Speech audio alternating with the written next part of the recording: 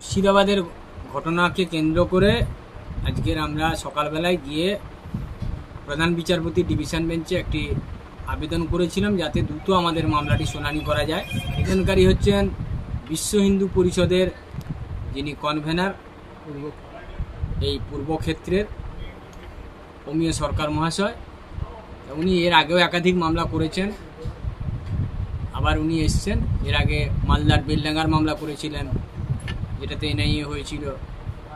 আবার এখানেও উনি এসছেন সেই ক্ষেত্রে যে ওখানে যা যা ঘটনা ঘটে চলেছে এই ঘটনার তদন্ত এনআইএকে দিয়ে করানো হোক এবং সিবিআই সঙ্গে থাকুক। আর যারা যারা গৃহহারা হয়েছে, বাড়ি ছেড়ে পালিয়ে আসতে বাধ্য হয়েছে, তাদের ঘরবাড়ি লুট হয়েছে, তাদের কিছুই নেই, তারা যাতে সঠিকভাবে তার নিজের বাসস্থানে গিয়ে ফিরতে পারে, তাদের ক্ষতিপূরণ দেওয়া হোক এবং তাদেরকে পুনর্বাসন করানো হোক এবং প্রশাসন যাতে তাদের দায়িত্ব নেয়, এই আবেদন নিয়েই আজকের মামলা দায়ের করা হয়েছে। আমরা এখানে আরেকটি প্রেয়ার রেখেছি এই মামলাতে, যে যারা যারা এই গণ্ডগোল পাকিয়েছে, যারা যারা এই ঘটনার সঙ্গে যুক্ত আছে, তাদের ব্যক্তিগত সম্পত্তি থেকে এই টাকাটা দিতে হবে। কারণ কতিপয় ব্যক্তি সাধারণ মানুষের ক্ষয়ক্ষতি করবে আর রাজ্য সরকার তার ক্ষতিপূরণ দেবে আমাদের করের টাকায়।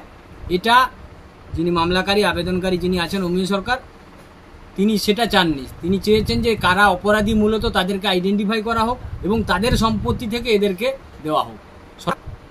সরকারের টাকা তো পাবলিকের টাকা, যারা অরিজিনালি ক্ষতি করলো তারটা যাক, তবেই তো সে বুঝতে পারবে যে লোকের ক্ষতি করার কি যন্ত্রণা আছে। তার সম্পত্তি থেকে কেটে নি। আমরা চেয়েছি আগামীকালে খুশি তাদেরকে ইমিডিয়েট আইডেন্টিফাই করা হোক এবং এটা এনআইএ তদন্ত করুক। এর মধ্যে কোন জিহাদি সংগঠনের হাত আছে, কোন উগ্রপন্থীদের হাত আছে, সেটা বেরিয়ে আসুক। এটা রাষ্ট্রের সুরক্ষার জন্য অতি প্রয়োজন। এটা শুধু একটা দাঙ্গা নয়, একটা রাষ্ট্রের প্রতি আর বিদ্রোহ ঘোষণা, রাষ্ট্রের মনোবল ভেঙে দেওয়া। আর তার জন্য একে সেই পর্যায়ে তদন্তকে নিয়ে যাওয়া হোক। এটা কেন্দ্রীয় সংস্থা দ্বারাই সম্ভব, আর সেটা দাবি রাখা হয়েছে।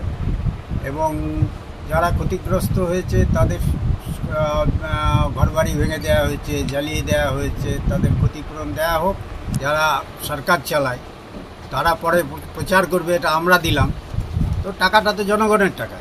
তো যার জন্য এটা যারা দোষী তাদের থেকে এটা ক্ষতিপূরণ আদায় করা হোক, তাদের সম্পত্তি বাজেয়াপ্ত করা হোক এবং দৃষ্টান্তমূলক তাদের শাস্তি হোক।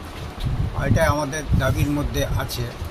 এবং যে ঘটনা মুর্শিদাবাদে ঘটেছে এর পরিকল্পনা অনেক দিন আগে থেকেই চলছে। রামনবমীর আগেও আমরা বলেছিলাম যে এতে বিদেশি শক্তিরও হাত আছে। তো সেই জন্য এনআইএর হাতে সম্পূর্ণ তদন্তের ভার দেওয়া হোক, এটাই মুখ্যত আমাদের দাবি। বিভিন্ন জিহাদি শক্তি যারা আছে, বিশেষ করে জামায়াত ইসলাম, বাংলাদেশে যেসব উগ্রপন্থী সংস্থা আছে, যারা বাংলাদেশে যারা অশান্তি সৃষ্টি করেছে এবং এখনও করে যাচ্ছে, তাদেরও এখানে হাত আছে বলে আমাদের আশঙ্কা। এটা তদন্তের বিষয়, এটা এনআইএ তদন্ত করে একে বার করুক। এই শক্তি বিভিন্ন যে খারিজি মাদ্রাসা, সেই মাদ্রাসা থেকে এখানে তাদের স্লিপার সেল তৈরি করছে। আপনারা ছবি দেখবেন, আপনাদেরই বিভিন্ন চ্যানেলের যে ছবি, যে আপনার শপিং মল লুট হচ্ছে, সেই লুটে 7 বছরের বাচ্চা থেকে শুরু করে 60 বছর 70 বছরের বুড়ো পর্যন্ত আছে, দেখা যাচ্ছে মাথায় করে নিয়ে পালাচ্ছে। এই 7 বছরের বাচ্চা কোন সাহসে এই লুটের কাজে চলে এলো?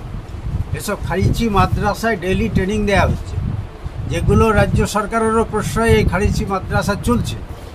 যার ফলে দেশের এই যে এটা একটা দাঙ্গা নয়, এটা জেনোসাইড, রাষ্ট্রের প্রতি বিদ্রোহ।